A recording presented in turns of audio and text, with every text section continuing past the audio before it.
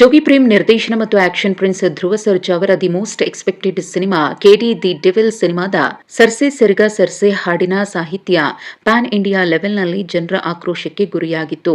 ಇದರಿಂದಾಗಿ ನಟಿ ನೂರಾ ಫತೇಹಿಗೆ ಇದೀಗ ಮತ್ತೊಂದು ಸಂಕಷ್ಟ ಎದುರಾಗಿದೆ. ಹೌದು, ಕೆಡಿ ಚಿತ್ರದ ವಿವಾದಾತ್ಮಕ ಹಾಡು ಹಿಂದಿಯಲ್ಲಿ ಸರ್ಕೆ ಚುನರ್ ತೇರಿ ಸರ್ಕೆ ಆಗಿ ರಿಲೀಸ್ ಆಗಿತ್ತು. ವ್ಯಾಪಕ ಟೀಕೆ ಈ ಹಾಡಿನ ಬಗ್ಗೆ ವ್ಯಕ್ತವಾದ ಬೆನ್ನಲ್ಲೇ ಮುಸ್ಲಿಂ ಧಾರ್ಮಿಕ ಸಂಸ್ಥೆಯಾದ ಅಲಿಘರ್ನ ಮುಸ್ಲಿಂ ವೈಯಕ್ತಿಕ ದಾರುಲ್ ಇಫ್ತಾ ನಟಿ ನೂರಾ ಫತೇಹಿ ವಿರುದ್ಧ ಫತ್ವಾ ಹೊರಡಿಸಿದ್ದಾರೆ. ಈ ಹಾಡು ಆಕ್ಷೇಪಾರ್ಹ ಮತ್ತು ಇಸ್ಲಾಮಿಕ್ ಬೋಧನೆಗಳಿಗೆ ವಿರುದ್ಧವೆಂದು ಪರಿಗಣಿಸುವ ವಿಷಯವನ್ನು ಹೊಂದಿದೆ ಅಂತ ಧಾರ್ಮಿಕ ಸಂಸ್ಥೆ ತಿಳಿಸಿದೆ.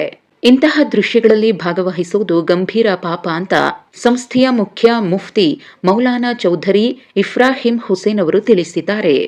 ಇನ್ನು ನೂರಾ ಫತೇಹಿ ಕೂಡ ಹಾಡಿನ ಸಾಲುಗಳು ವಿವಾದಕ್ಕೀಡಾಗ್ತಾ ಇದ್ದ ಹಾಗೆ ಸ್ಪಷ್ಟನೆಯನ್ನ ಕೊಟ್ಟಿದ್ರು.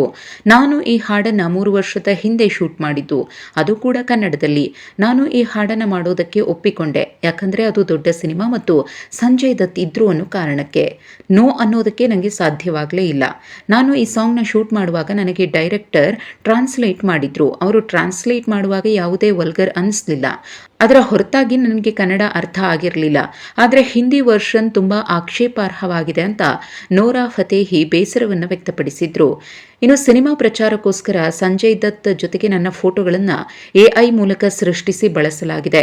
ಇದಕ್ಕೆ ನನ್ನ ಅನುಮತಿಯನ್ನ ಪಡೆದಿಲ್ಲ ಅಂತ ನೂರಾ ಆರೋಪಿಸಿದ್ದಾರೆ. ಸಾಂಗ್ ಲಾಂಚ್ ಇವೆಂಟ್ನಲ್ಲಿ ಈ ವಿಷಯಗಳು ತಿಳಿದಾಗ ನನಗೆ ತೀವ್ರ ಕಿರಿಕಿರಿ ಆಯಿತು ಅಂತ ನೂರಾ ಫತೇಹಿ ಚಿತ್ರತಂಡದ ವಿರುದ್ಧ ಬೇಸರವನ್ನು ವ್ಯಕ್ತಪಡಿಸಿದ್ದಾರೆ. ಇನ್ನು ಹಿಂದಿ ವರ್ಷನ್ನಲ್ಲಿ ಸಾಂಗ್ ಪ್ಲೇ ಆದಾಗ ಇದು ವಿವಾದ ಆಗುತ್ತೆ ಅಂತ ನನಗೆ ಗೊತ್ತಿತ್ತು.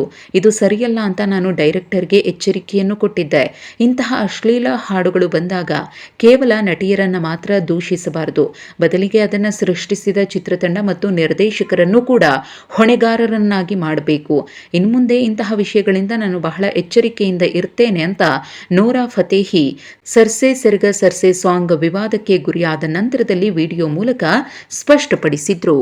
ಇನ್ನು ನಟಿ ನೂರಾ ಫತೇಹಿಯವರ ಈ ಸ್ಪಷ್ಟನೆಯ ಬಗ್ಗೆ ಜೋಗಿ ಪ್ರೇಮ್ ಅವರು ಕೂಡ ಎಲ್ಲೋ ಒಂದು ಕಡೆ ಬೇಸರದ ಮಾತುಗಳನ್ನಾಡಿದ್ರು. ನೂರಾ ಮಾತನಾಡಿರುವುದು ತಪ್ಪು. ಅವರಿಗೆ ಸಾಹಿತ್ಯ ಗೊತ್ತಿತ್ತು. ಸಾಹಿತ್ಯ ಗೊತ್ತಿಲ್ಲದೆ ಯಾವ ನಟರು ಕೂಡ ನಟಿಸುವುದಿಲ್ಲ. ಸಾಹಿತ್ಯ ಗೊತ್ತಿಲ್ಲದೆ ಎಕ್ಸ್ಪ್ರೆಷನ್ ಹೇಗೆ ಬರುತ್ತೆ? ಅವರು ಹಾಗೆ ಮಾತನಾಡಬಾರ್ದಿತ್ತು ಅಂತ ಪ್ರೇಮ್ ಹೇಳಿದ್ದಾರೆ. ಆದರೆ ಸಾಂಗ್ ವಿವಾದಕ್ಕೀಡಾಗಿರುವುದರಿಂದ ಅದರಿಂದ ತಪ್ಪಿಸಿಕೊಳ್ಳೋದಕ್ಕೋಸ್ಕರ ಹಾಗೆ ಮಾತನಾಡಿರಬಹುದು ಅಂತ ಅನ್ಸುತ್ತೆ ಅಂತ ಜೋಗಿ ಪ್ರೇಮ್ ಅವರು ಹೇಳಿದ್ದಾರೆ. ಇನ್ನು ಇತ್ತೀಚೆಗೆ ನಡೆದ ಆಡಿಯೋ ಪ್ರೋಗ್ರಾಂನ ಕೂಡ ಅವರು ಹಾಡಿನ ಬಗ್ಗೆ ನನಗೆ ಒಳ್ಳೆಯ ಮಾತುಗಳನ್ನೇ ಹೇಳಿದ್ರು. ಆದರೆ ಈಗ ಈ ರೀತಿ ಹಾಡಿನ ಬಗ್ಗೆ ಮಾತನಾಡ್ತಿದ್ದಾರೆ.